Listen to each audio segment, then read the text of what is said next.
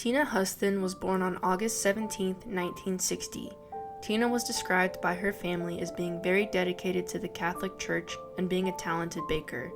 Tina had resided in Doyle, California for several years before moving to the Sparks, Nevada area. Tina was employed as a purchasing coordinator at Arger Enterprises in Sparks, Nevada. She had a second job selling lemonade at the Reno Sparks Convention Center. Tina was a resident of the Blue Gem Mobile Home Park in Sparks, Nevada. Tina was the parent of 3 children, aged 15, 13, and 11.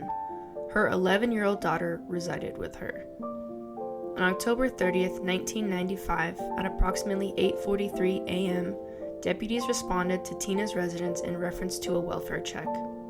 One of Tina's colleagues had reported that she had not been to work for 2 days and that she had failed to pick up her daughter.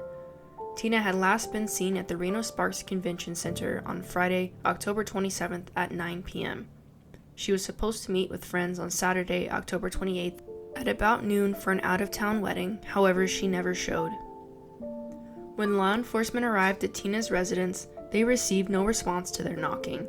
They entered through an open window and located Tina deceased on a bedroom floor. Autopsy determined that she had died of blunt force trauma. Detectives described Tina as having been, quote, viciously injured and brutalized, unquote. She had been beaten and strangled. Detectives did not believe that the motive was burglary or robbery. Law enforcement attempted to locate information about Tina's whereabouts from when she was last seen to when she failed to meet with friends. Detectives determined that 2 neighbors at the mobile home park had heard people arguing in Tina's home at about 1 a.m. on October 28th.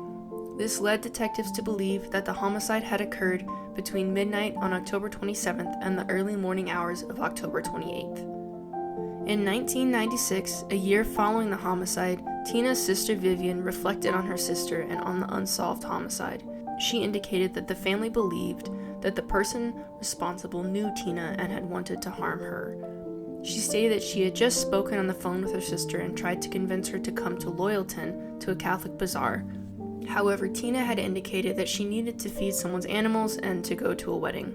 Vivian indicated that she and the family were anxious for closure to the case and described Tina as a, quote, beautiful person, unquote. This case remains unsolved.